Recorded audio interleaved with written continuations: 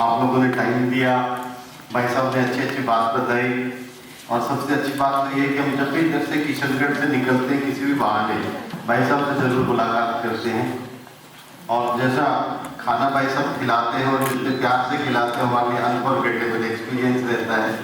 And every time we eat the best food with you. भाई साहब ने कहा कि ट्रेनिंग ऑफ ट्रेनर्स, तो मुझे लग रहा है कि हम में से काफ़ी लोग तो शादीशुदा हैं। जो लोग शादीशुदा है उनकी ट्रेनिंग तो रोज होती है। थोड़ी बहुत हम भी कोशिश करते हैं, हमारी भी घर पे बराबर ट्रेनिंग होती रहती है।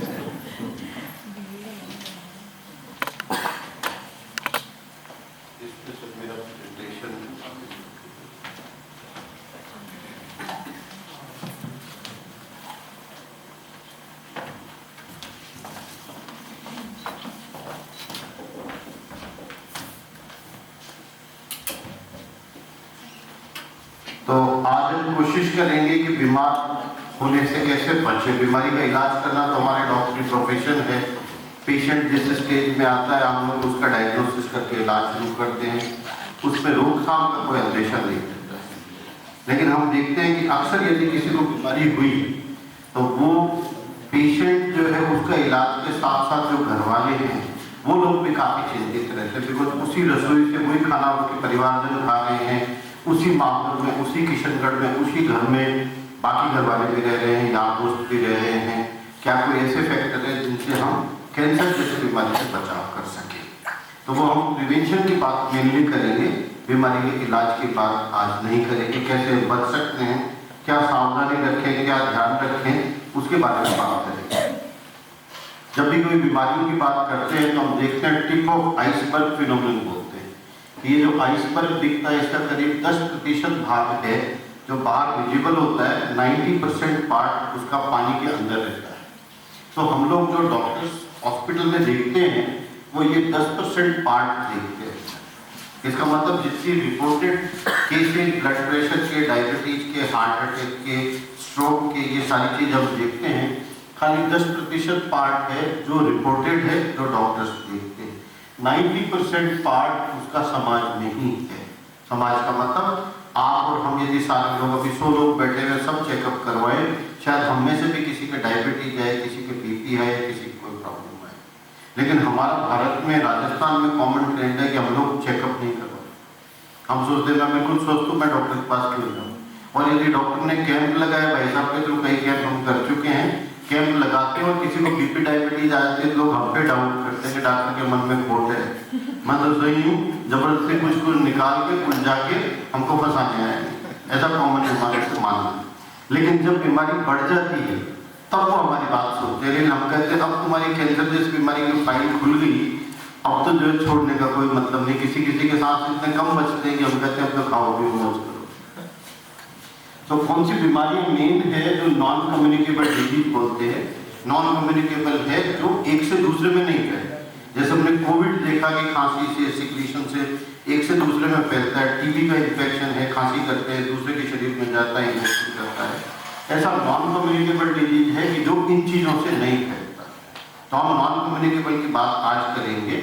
और नॉन कम्युनिकेबल की 4 मुख्य बीमारियां हैं। जो कार्डियोवास्कुलर हार्ट की बीमारी है, सेकेंड कॉमन पार्ट कैंसर है, थर्ड जो है क्रोनिक रेस्पिरेटरी डिजीज जो COPD बोलते हैं, लंग्स की बीमारी है, जो कैंसर नहीं है लेकिन स्मोकिंग करने वालों के लंग्स ऐसे हार्ड हो जाते हैं, जो इलास्टिसिटी खत्म हो जाती है, फाइब्रोसिस हो जाता है। और चौथा डायबिटीज। 4 मुख्य कारण नॉन कम्युनिकेबल डिजीज के। ये खास बात है कि इनके जो रिस्क फैक्टर्स है चारों के, वो बिहेवियरल रिस्क फैक्टर, बिहेवियर का मतलब मॉडिफाइबल है, वो हमारे हाथ में है रिस्क फैक्टर को कवर करना। इनके रिस्क फैक्टर कौन से हैं? टोबैको यूज है, अनहेल्दी डाइट, फिजिकल इनएक्टिविटी और अल्कोहल का यूज। 4 मुख्य कारण हैं जिनसे नॉन कम्युनिकेबल डिजीज होती है और चारों प्रिवेंटेबल है। कुछ चीजें हैं जो हमारे हाथ में नहीं है, इलिटरेसी है, पॉवर्टी है, ग्लोबलाइजेशन, अर्बनाइजेशन, ये सब पॉलिटिकल इश्यूज भी है साथ में। और हम लोग अपने अपने एंड से लॉयंस क्लब भी कर रहा है, पार्टी फाउंडेशन भी करते हैं, हम लोग भी करते हैं, लोगों में जागरूकता, लिटरेसी, ये सब अलग बात है। बट मेन ये चीज हमारे हाथ में बिहेवियरल रिस्क है।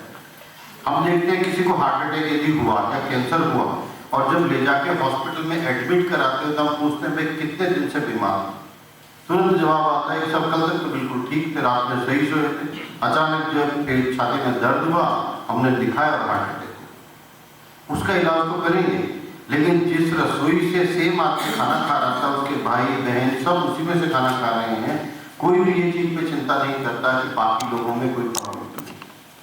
तंबाकू से होने वाले कैंसर खासतौर से देखते हैं, बीड़ी सिगरेट से कैंसर होता है, एक आदमी को कैंसर हो गया, वो खुद भी और उसके घर वाले भी चोरी छुपे जाके बीड़ी सिगरेट पी गया और कोई छोड़ने को तैयार नहीं। तो हम भी सबको समझाते हैं कि कैंसर होने के बाद छोड़ने का फायदा नहीं, तो हम लोगों को सबको जागरूक रहना है। तो ये चीज है जो 90% पार्ट इन बीमारियों का है, जो हम देखते नहीं है, जिसका हम चेकअप नहीं करवाते और नजरअंदाज करते। हर आदमी बीमार जब भी होता है, लंबी बीमारी नॉन कम्युनिकेबल डिजीज, वो सडन नहीं होती। ऐसा नहीं कि अभी मैं सही हूँ और शाम को बीमार हूँ, ये सालों साल लेती है डेवलप होने में। हम लोग यदि चेकअप करवाएं तो शायद जल्द अवस्था में पता कर सकते हैं। तो ये जैसा आपको पता है कम्युनिकेबल नॉन कम्युनिकेबल डिजीज है, तो किसी भी आप हॉस्पिटल में जाते हैं, कॉर्पोरेट हॉस्पिटल में, तो हम देखते हैं कि ये जैसे पेड़ होता है, अलग अलग प्रकार के इस पे पत्तियां हैं, इस पे फ्रूट्स लगे हुए हैं। तो आप जब किसी भी मल्टी स्पेशलिटी हॉस्पिटल में जाते हैं तो आप देखते हैं कैंसर का अलग डॉक्टर है, स्ट्रोक का अलग है, हार्ट का अलग है, लंग्स का अलग है, डायबिटीज अलग है, हर चीज का अलग अलग डॉक्टर। और काफी पेशेंट ऐसे आते हैं हमारे पास जिसको 8-8, 10-10 गोलियां इन सब बीमारियों की चलती है, जिसको पॉलीफार्मेसी बोलते हैं। स्ट्रोक का कोई बता सकते हैं स्ट्रोक क्या होता है? जी सर, शायद ब्रेन के अंदर वो एब्सोल्युटली ब्रेन में कोई क्लॉट या प्रॉब्लम हो और लकवा जिसको बोलते हैं ना पैरालिसिस अटैक, वो स्ट्रोक कहलाता है। तो ये सारी चीजों के अलग अलग डॉक्टर हैं। कुछ जगहों पर तो अलग अलग वार्ड भी बने हुए हैं, जैसे कोटा मेडिकल कॉलेज में स्ट्रोक का वार्ड बना हुआ था, जैसे कि वहाँ स्ट्रोक के ही पेशेंट है। तो हम देखें कि किसी भी पेड़ की बात करें तो पेड़ जिस पे टिका हुआ वो तना है, उसका ट्रंक है। तो यदि हमको इन सब बीमारियों से बचना है तो यदि हम इस जगह पे अटैक करेंगे तो ये सारी चीजों से बच पाएंगे। तो ये कौन सी चीज है जो पेड़ का तना बनाती है? ओवरवेट, जो हमारी सोसाइटी में बहुत कॉमन है, ओबेसिटी, ओवरवेट कॉमन है। स्मोकिंग या टबैको का यूज, जो गुटखे का यूज है या तंबाकू का है, बीड़ी सिगरेट है, हुक्का है, चिलम है, ये सारी चीजें। अल्कोहल, मॉडर्न सोसाइटी में मानते हैं कि अल्कोहल तो सभी लेते हैं, थोड़ी बहुत ही चलती है। काफी जने हमको बोलते हैं सब वाइन तो सेफ है। अल्कोहल का WHO के रिसेंट डाटा के हिसाब से एक बूंद भी सेफ नहीं, किसी भी प्रकार की अल्कोहल सिवाय नुकसान के कुछ नहीं। अनहेल्दी डाइट, इस पे हम थोड़ी सी और बात करेंगे। फिजिकल इनएक्टिविटी, ये भी बहुत इंपॉर्टेंट है कि हम लोग टाइम हमको और सब चीजों के लिए है, लेकिन अपना एक्सरसाइज करने के लिए टाइम नहीं। हम लोग ओवरलोडेड रहते हैं, खाना खूब खाते हैं, अल्कोहल लेते हैं, नशा पता करते हैं, लेकिन घूमते नहीं हैं। तो कौन सी लाइफ है जिससे हम कैंसर को बचाव कर सकते हैं? 100% नहीं है, पर करीब करीब 40% कैंसर से बचाव कर सकते हैं। और कैंसर ही नहीं, बाकी चीजों से भी हम बचाव कर सकते हैं, हार्ट अटैक और इन सब चीजों से। तो हम देखें कि मल्टीफैक्टोरियल जो रोल है लाइफस्टाइल का, वो इम्पोर्टेंट है। 2 प्रकार के मेन कारण हैं। एक है इरिवर्सिबल, जो अपने बस में नहीं है, जेनेटिक फैक्टर। यदि मेरे माताजी पिताजी को डायबिटीज है तो मेरे अंदर भी डायबिटीज होने का जीन है और रिस्क है, मैं वो रिस्क खत्म नहीं कर सकता। लेकिन मेरे हाथ में क्या है? रेगुलर चेकअप है, मेरा वेट कंट्रोल है, मेरा शुगर कंट्रोल है और चेकअप, वो रेगुलर यदि मैं करूं तो शायद डायबिटीज मेरे को नुकसान नहीं देगा। हो सकता है डायबिटीज तो हो जाए पर सीवियर फॉर्म नहीं हो। सो genetic factors irreversible. Reversible factor lifestyle related factors हैं जो अपने हाथ में है। हमारे लिए जरूरी है कि रिवर्सिबल फैक्टर्स को पहचानें। तो हम देखते हैं कि कैंसर का जो बर्डन यदि देखें इंडिया में, तो आप देख रहे हैं कि तेजी से बढ़ता ही जा रहा है। 2025 के आंकड़े बता रहे हैं करीब 16 लाख कैंसर के रोगी होंगे। लेकिन आप देखेंगे विदेशों में और यहाँ पर क्या डिफरेंस है कि कैंसर का इंसिडेंस है, एक साल में कितने कैंसर रोगी होते हैं और मॉर्टेलिटी कितनी मृत्यु होती है। तो आप देखें करीब करीब 60% से ऊपर लोग एक साल के अंदर अंदर खत्म हो जाते हैं। तो हमारी क्योर रेट कम है as compared to western world. इसकी वजह ये नहीं कि वहाँ के तरीके अलग है, वहाँ के डॉक्टर अलग हैं, यहाँ के डॉक्टर कम कॉम्प्लिकेटेड है। इसकी मेजर रीजन है कि वहाँ पर अर्ली स्टेज में बीमारी पिकअप होती है, हमारे यहाँ पे लास्ट स्टेज में बीमारी पकड़ना है। हम लोग जो देखते हैं करीब 70% लोग जब बीमारी लाइलाज स्थिति में हो जाती है, तीसरी या चौथी स्टेज में, तब हॉस्पिटल में आते हैं। और उसमें आने के बाद में फिर आर्थिक समस्या, सोशल प्रॉब्लम, कई सारी और समस्याएं आती हैं। तो हमारी मॉर्टेलिटी हाई है, इसलिए हम लोग कैंसर का ज़्यादा बर्डन अपने आप में संभाल नहीं सकते। भाई साहब सुभाष जी, भाई साहब काफ़ी पेशेंट की हमारे हेल्प करते आर्थिक रूप से, लेकिन कैंसर होने के बाद की हेल्प एक मरीज को फायदा दे सकती, समाज को फायदा ज़्यादा नहीं दे पाती। तो अपने लिए कोशिश है कि बीमारी हो ही नहीं, ऐसा काम काज हम करें। कॉमन साइट हम देखते हैं जो मेल में है वो लंग कैंसर है, माउथ कैंसर है, टंग का कैंसर है, जीभ का, और स्टमक का कैंसर। फीमेल्स में देखें तो ब्रेस्ट और सर्विक्स के कॉमन कैंसर है। लंग के कैंसर 90% स्मोकर्स हैं, जो लोग तंबाकू का, बीड़ी सिगरेट का सेवन करते हैं, तो उनमें होते हैं। ये हाईली प्रिवेंटेबल है। यदि बीड़ी सिगरेट बंद करें 30% कैंसर खत्म हो जाएंगे, कम हो जाएंगे समाज में। माउथ के कैंसर जो हमारे यहाँ पे हम देखते हैं 20-30 साल की एज में लोगों को मुंह का, गाल का, जीभ का कैंसर हो जाता है, मेनली टोबैको च्यूअर्स। आप सोचिए रिक्शा पुलर है, कोई ड्राइवर है, 8 आने का 1 रुपए का वो गुटखे का पाउच खरीदता है, और ऐसे पाउच की लड़ी सुबह 15-20 की लेता है और दिन भर उठ। बीच में हमने सोचा कि हम इन्हीं को ड्राइवर को टारगेट करेंगे कि भाई ये सबसे ज़्यादा है। तो मैंने सोचा मैं कैंप पे जहाँ भी जाऊँगा लेक्चर के लिए, जो ड्राइवर गुटखा खाता है मैं उस गाड़ी में नहीं बैठता। तो मेरे को टैक्सी ऑपरेटर से मना कर दिया कि जरा आप अपने आप चला के जाओगे, कोई ड्राइवर ऐसा। 1-2 ड्राइवर को मैंने जब रोका तो उन्होंने कहा सर नींद आ जाएगी तो मेरी जिम्मेवारी नहीं, फिर आप तो मैं भी डरता हूँ कि भाई तू तो गुटखा खाता है, तो तू भी सेफ रहे, मुझे भी सेफ रहे। तो these are very serious difficulties. Females का देखें तो ब्रेस्ट कैंसर सबसे कॉमन है, सर्विक्स का, बच्चेदानी का, मुंह का कैंसर सेकंड कॉमनेस्ट है, बट रूरल इंडिया में अभी भी सर्वाइकल कैंसर बहुत कॉमन है। ये WHO का चार्ट है जो टॉपमोस्ट है कि जैसे हमको हेल्थी वेट रहना चाहिए हमारा। कोई बता सकते हैं कितना वेट हमारा आइडियल वेट होता है? हाइट से आगे sir BMI index sir BMI 25 से बिलो होना चाहिए। और BMI कैसे कैलकुलेट करेंगे सर? वेट और हाइट का रेशियो। तो हम मोटी बात तो करें ना, क्योंकि अपना जनरल टॉपिक है, हम लोग साइंस की बात, कैलकुलेटर की बात नहीं कर रहे। जितनी हाइट है हमारी सेंटीमीटर में, उसमें से 100 का भाग 100 माइनस करो। मेरी हाइट यदि 162 सेंटीमीटर है तो मेरा 65 किलो वजन आइडियल है, प्लस माइनस 5-10% हो सकता है। तो मोटा आप मानते हैं कि अपना वजन इतना होना चाहिए। हम लोग वजन को चेक नहीं करवाते। यदि हम चेक करते हैं तो दोबारा नहीं करते, एक बार बढ़ावा आ गया तो दोबारा नहीं करते। ये तराजू ही खराब है, जैसा भाई साहब ने बोला तराजू है, चाइनीज तराजू है तो ठीक नहीं। तो weight control is one of the most important. काफी जगहों पर काफी सारे डॉक्टर ऐसे हैं जो वेट कंट्रोल के नाम से लाखों रुपया महीनों का कमाते हैं। रिस्क रिड्यूसिंग सर्जरी करते हैं, प्लास्टिक सर्जरीज करते हैं, जिससे वेट कम करते हैं, फैट जो है पेट से, हिप से, वहां से हटाने का काम करते हैं। दूसरा इंपॉर्टेंट है फिजिकल एक्टिविटी। आपके हिसाब से फिजिकल एक्टिविटी कितनी होनी चाहिए हमारी एक दिन में? एडल्ट की बताइए, कोई भी कितनी देर हमको एक्टिविटी करनी चाहिए? 45 मिनट्स। तो जनरली हम मानते हैं हमारे लिए 60 मिनट्स जो है वो आइडियल है, बट 45 to 60 मिनट्स।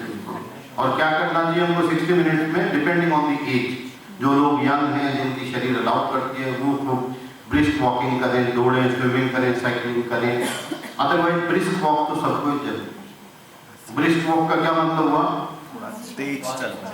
हमको तेज चलना है, जिससे हमारी हार्ट रेट भी तेज हो और हमारी सांस की गति भी तेज हो और हमको पसीना आए।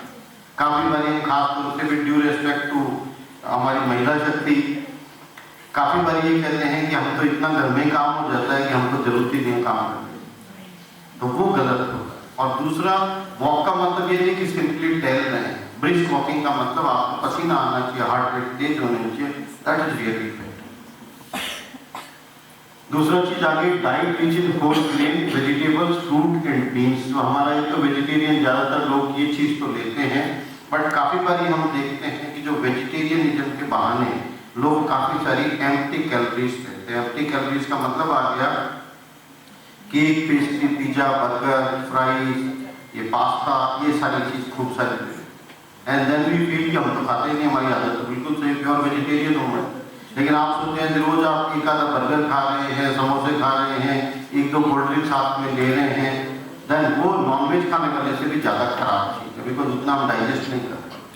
कोई भी चीज़ जो हमारे शरीर में समोसा चला गया उसको निकालने का कोई किसी तरीका नहीं, और फिर डॉक्टर के पास आकर कहते हैं डॉक्टर साहब एक गोली दे दो बस मैं तो ठीक हो जाऊँ।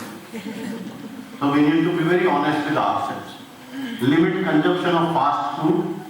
ये काफी सारी तेजी से बढ़ती जा रही है, और किशनगढ़ में भी और पूरे इंडिया में ग्लोबली ये ट्रेंड आ रहा है कि फास्ट फूड का कल्चर आ सकता है। यूरोप में, अमेरिका में वहाँ का कल्चर अलग है, लेकिन हम लोग देखें कि हमारे बड़े बड़े फ्रिज हो गए, 7-7, 10-10 दिन की सब्जियां भाजी एक साथ बना के उसमें डंप कर देते हैं, सब्जियां फ्रूट्स ला के उसमें डंप करते हैं, हम बासी खाना खाते हैं। सबके घरों में माइक्रोवेव हो गए, उसमें गर्म करके 6-7 दिन पुरानी सब्जियां भी खाते हैं।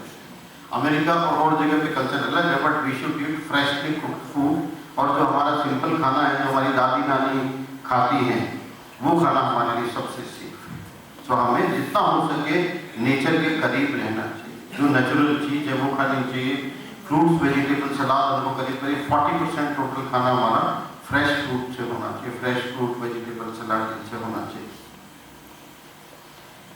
मीट वाला बात हम कर चुके हैं। शुगर वाली बात हम देखें तो हम लोग मीठे के बहुत ज़्यादा शौकीन है, और राजस्थानी तो खासतौर से बहुत शौकीन है, तो हमें उसकी मात्रा भी कम करनी चाहिए। और जितनी रिफाइंड चीज़ है वो हमारे लिए नुकसानदायक है, जैसे रिफाइंड शुगर है जितनी सफ़ेद दिखती है उतनी नुकसानदायक। ऑयल में आप देखिए जितना रिफाइंड और एकदम पानी की तरह कंसिस्टेंसी दिखती है वो हमारे लिए नुकसानदायक। हमारे लिए सेफ है कच्ची गाड़ी वाला तेल, और उसको भी रोटेशन में कि 3-4 महीने में हम बदलते हैं, कभी तिल का लें, कभी मूंगफली का लें, कभी सरसों का लें। That is most natural. काफ़ी घरों में हम पूछते हैं कि आप क्या खाना खाते हो, कहते हैं नहीं हमारे तो बहुत ज़्यादा नहीं खाते, सब लिमिट खाते। हम अनुमान लगाते हैं कि भाई आपके तेल कैसे आते हैं, तेल का तो बड़ा 15 लीटर वाला हम लोग कनस्तर लेके आते हैं, और कितने दिन चलता है, देन वी कैलकुलेट कि 1 महीने का एवरेज एक जने के शरीर में कितना तेल जा रहा है, कितना घी जा रहा है। तो दैट बिकम टू मच। हम लोग उसको कैलकुलेट नहीं करते, हम मानते हैं कि घी तेल थोड़ा बहुत तो चल रहा है, but many times it becomes too much. Alcohol जैसा आपको बताया किसी भी रूप में फायदेमंद नहीं है। जो हमारी फीमेल्स हैं उनके लिए सबसे ज़्यादा जरूरी है ब्रेस्ट फीडिंग। तो ये अभी तक अपने आप में कल्चर चल रहा है कि ब्रेस्ट फीडिंग ज़्यादातर महिलाएं करवाती हैं, एंड देन कम्स की ये डायग्नोसिस होने के बाद का तो काम सब करते हैं। तो हम देखें कि करीब 42% कैंसर्स आर प्रिवेंटेबल। प्रिवेंटेबल कैसे हैं? हमारी लाइफ स्टाइल से। ये हमारी लाइफ स्टाइल है जो हमने बात पहले करी। आप देखें करीब 20 से 30% स्मोकिंग, इसमें गुटखा शामिल नहीं है क्योंकि अमेरिकन डाटा है, अमेरिकन कैंसर सोसाइटी है, वहाँ भी करीब 18% के आसपास च्यूएबल टोबैको से प्रॉब्लम। आप देखें total tobacco, obesity, alcohol, physical inactivity, poor diet, ये सारी चीज 42% कैंसर कैन बी प्रिवेंटेड, जो अपने आप में ह्यूज। हमारे यहाँ की इंश्योरेंस कंपनी, कोई भी इंश्योरेंस कंपनी प्रिवेंटिव चेकअप के लिए अलाउ नहीं करती कि भाई आप प्रिवेंटिव चेकअप किसी का करवाएं। हम लोग गाड़ी का इंश्योरेंस तो करवाते हैं, उसमें चूक नहीं करते, लेकिन अपना चेकअप नहीं करते, अपना मेडिक्लेम भी नहीं करवाते काफी लोग।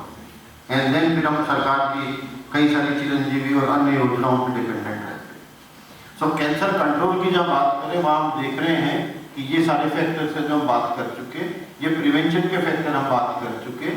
दूसरा आ जाता है कि अर्ली डिटेक्शन कैसे हो, कि कैंसर का कैसे जल्द अवस्था में पता लगेगा। इसमें हम देख रहे हैं पेप्समियर नाम की जांच होती है जो HPV टेस्टिंग करते हैं। तो पेप्समियर में डॉक्टर भारद्वाज जी आपको डिटेल इसके बारे में बताएंगे। दूसरा आ गया ब्रेस्ट कैंसर की जल्द जांच के लिए मेमोग्राफी नाम की जांच।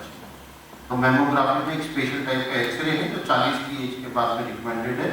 साल में एक बार हम लोग को बताते हैं, यदि एकदम ठीक आता है तो 3 साल में एक बार करते हैं। बट ब्रेस्ट के लिए जरूरी है, ब्रेस्ट कैंसर जो फीमेल में सबसे कॉमन है, कि ब्रेस्ट सेल्फ एग्जामिनेशन के अलग से वीडियोज और अलग सेशन है हमारे पास, जिसमें फीमेल अपने ब्रेस्ट के बारे में खुद जान सकती है कि उसके ब्रेस्ट में कोई गड़बड़ नहीं है। तो हम देखें कि मेनली हर महीने ब्रेस्ट का सेल्फ एग्जामिनेशन खुद को करना चाहिए। महीना जब खत्म हो जाए तो 4-5 दिन के बाद में करना चाहिए, और उसका एक फिक्स प्रोटोकॉल है जो कई सारे वीडियो भी अवेलेबल है, नहीं तो हम लोग आपको लिंक करके वीडियो भेजेंगे। 5 मिनट का काम रहता है महीने में। उससे ऐसा नहीं कि कैंसर डायग्नोज करना, उससे है कि अपने ब्रेस्ट के बारे में खुद को पता रहना चाहिए, कोई एब्नॉर्मलिटी है तो जल्दी पकड़ में आ जाए। ये बड़ी आंत के कैंसर है जो वेस्टर्न वर्ल्ड में ज़्यादा है। हम लोग जो वेजिटेरियन हैं उन लोगों में ये बड़ी आंत के कैंसर कम है, इसलिए ये टेस्ट अपने यहाँ पे जरूरत होने से ही करते हैं, रूटीन में नहीं करते। अभी देखा जा रहा है कि वेस्टर्न वर्ल्ड में जो बड़ी आंत के कैंसर ज्यादा थे वो भारत में भी बढ़ रहे। भारत में स्टमक के कैंसर, फूड पाइप का कैंसर, बड़ी आंत के कैंसर बढ़ रहे। स्टमक का और फूड पाइप का कैंसर बढ़ने का मेन कारण स्पाइसी फूड है नॉर्थ इंडिया, जो पंजाब, राजस्थान, उत्तर प्रदेश 3 जगहों पे बढ़ रहा है। और उसका मुख्य कारण स्पाइसी फूड है कि हम लोग फूड हैबिट्स में इरेगुलर हैं और बहुत ज़्यादा मिर्ची मसाला टेस्ट के चक्कर में खाते हैं, तो उससे कैंसर बढ़ रहा है। दूसरा जो कोलोन के बड़ी आंत के कैंसर है उसका मुख्य कारण है कि हम वेजिटेरियन फूड को छोड़ के नॉन वेजिटेरियन फूड की तरफ जा रहे हैं। और नॉन वेजिटेरियन के साथ में ये भी जरूरी है कि वेजिटेरियन डज नॉट मीन कि खाली मीट और मांस मछली नहीं, ये आगे जिसका फाइबर कम है वो चीज भी अपने शरीर में हम डालते हैं। तो भगवान ने जो हमारी इंटेस्टाइन बनाई है वो काफी बड़ी लंबी बनाई, लंबी इसलिए बनाई है कि फाइबर को डाइजेस्ट कर सकें। आप देखिए जैसे शेर की इंटेस्टाइन देखिए बहुत छोटी है, बिकॉज वो that is primarily to digest the meat. हमारी इंटेस्टाइन बड़ी है, हम नेचर के अगेंस्ट जाते हैं कि हम उनका खाना हम खाने लगते।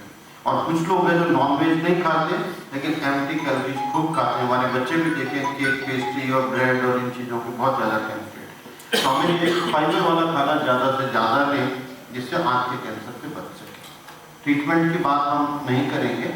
इंडिया में हम देखें तो मोस्ट कॉमन ये कैंसर जैसा आपको पहले बताया, और करीब करीब आप देख रहे हैं 2500 लोग every day they are dying due to tobacco related diseases. So tobacco related diseases can be cancer and it can be non-cancerous disease which may be worse than cancer. Bharat में हम देख रहे हैं सर्वाइकल कैंसर जो बच्चेदानी के मुंह का cancer है वो नंबर 1 है, हाईएस्ट है वर्ल्ड। गॉल ब्लैडर का कैंसर नंबर 1 कैंसर है, और ओरल और फेरिंक्स जो गले का कैंसर है और टोबैको रिलेटेड वो नंबर 1 है। सो लाइफ में नंबर 1 होना हमेशा अच्छा नहीं होता, कभी कभी पीछे के पैमाने पे भी आना ठीक रहता है। So we all are trying कि हम किसी भी तरीके से इनको रिड्यूस कर सकें। ये आप देख रहे हैं 40% ऑफ टोबैको पान मसाला जो है ये कैंसर का कारण है जो प्रिवेंटिव है। और किशनगढ़ में भी आप देख रहे हैं हर घर में खासतौर से लोअर क्लास में गुटखे का प्रचलन बहुत ज़्यादा है। स्मोकिंग की टेंडेंसी यूथ में ज़्यादा होती जा रही है, मेल फीमेल दोनों में। एंड पीपल फील कि जो स्मोकिंग और अल्कोहल है वो कल्चरल चेंज, जो लोग नहीं लेते हैं उनको बैकवर्ड मानते हैं कि ये बैकवर्ड। टोबैको से क्या क्या कैंसर हो सकते हैं, ये सारे कैंसर हैं, फूड पाइप का, लंग्स का, लीवर का, स्टमक का। तो कई सारे कैंसर्स हैं जो टोबैको से रिलेटेड हैं। टोबैको यदि हम बंद करते हैं, स्मोकिंग यदि हम करते हैं और छोड़ते हैं बाद से, तो उसका फायदा विदिन 20 मिनट फायदा आना शुरू हो जाता है, और जो जो समय बढ़ता है कैंसर की रिस्क कम होती जाती है। तो आप देखें हमारा भारत का राष्ट्रीय पशु है, भारत का नेशनल बर्ड है, नेशनल फ्लावर है इंडिया, और ये नेशनल माउथ ऑफ इंडिया। विदेशी लोग आते हैं, ऐसी फोटो खींचते हैं। हम लोग मीटिंग्स में, जब इंटरनेशनल मीटिंग्स में देखते हैं दैट दिस इज इंडिया, तो बड़ी शर्म। लेकिन अनफॉर्चुनेटली हमारे समझाने से जो टोबैको कंज्यूमर्स हैं वो सुनते नहीं। काफ़ी लोग जो है ये मानते हैं सरकार की जिम्मेदारी है, बट सरकार के अपने एजेंडा है। सरकार कभी भी इन चीज़ों में बहुत ज़्यादा प्रिवेंशन पे शायद फोकस नहीं कर पाएगी। तो हम लोग अपने क्लब के माध्यम से, स्कूल के माध्यम से, जैसा भाई साहब ने बताया ट्रेनिंग ऑफ ट्रेनर, कि हम लोग समाज में एक एक आदमी 10-20 लोगों को भी हम समझाएंगे, और किसी के भी समाज में एक भी लाइफ बचती है तो हमारे लिए बड़ी अचीवमेंट है। सो टोबैको का जो सर्वे है वो ये कहता है कि every 3rd adult in rural area and every 5th adult in urban area they are using tobacco. So हर तीसरा आदमी तंबाकू का यूज कर रहा है किसी न किसी रूप में।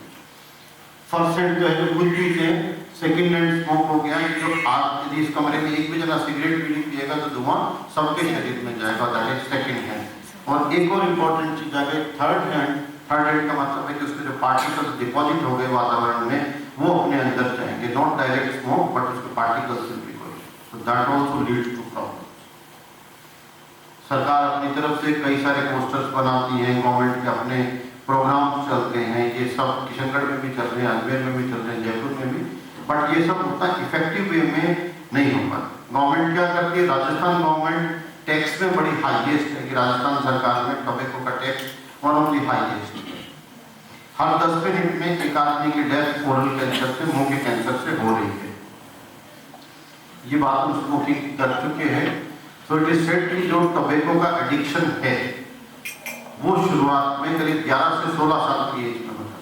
तो 11 से 16 का मतलब हमारे बच्चे 5th क्लास से 9th 10th क्लास में रहते हैं, उस समय टोबैको का एडिक्शन शुरू कर देते हैं। इसमें भी दिखाया गया है कि जो जो टोबैको का यूज बढ़ता है, कैंसर की संभावना बढ़ती जाती है।